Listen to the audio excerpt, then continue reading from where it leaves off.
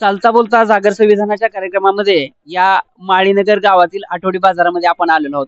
Sir, आपलं अगोदर सगळ्यात अगोदर आपलं नाव सांगा. माझं नाव अनिल महादेव खंडागळे. मी लवंगावचा रहिवासी आहे. हा व्यापार आता कधीपासून करता तुम्ही? 9 वर्ष झालं सर. 9 वर्ष. आपलं शिक्षण काय झालं? 10वी नापास आहे. बर.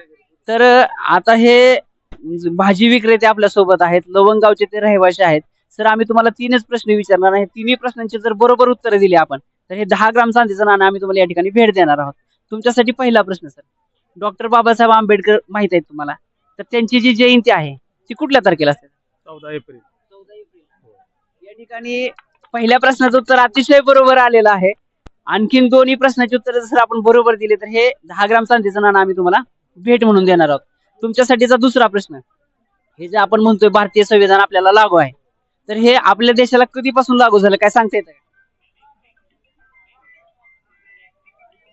आपला देश तसा विचार केला तर 15 ऑगस्ट 1947 रोजी स्वातंत्र्य झाला. त्याच्यानंतर 1949 रोजी भारताचे संविधान मला वाटतं पूर्ण झाले आणि मला वाटतं 1951 मध्ये 51 किंवा 49 किंवा मला तर वाटतं 51 किंवा 52 या सालात संविधान आपल्यासाठी बाबासाहेबांनी सगळ्यांना किंवा जे काय म्हणायचं की सर्वसामान्यांसाठी, जनतेसाठी आणि आपल्या देशासाठीच तयार करून तो मसुदा पूर्ण करून ठेवलेला असं मला म्हणायचं. या ठिकाणी सर मला सांगायला खेद वाटतं, तुमचं उत्तर चुकलेलं आहे बरं का काय, परंतु ह्यांचं 10वी नापास आहेत आणि मी ह्या कार्यक्रमाच्या माध्यमातून आपले जे सगळे प्रेक्षक आहेत त्यांना सांगू इच्छितो की सर, आम्ही शिकलेल्या लोकांना पण भेटलो, पण एवढी डिटेल मध्ये माहिती आहे आम्हाला कुठल्याही शिकलेल्या माणसाने दिलेलं नाही.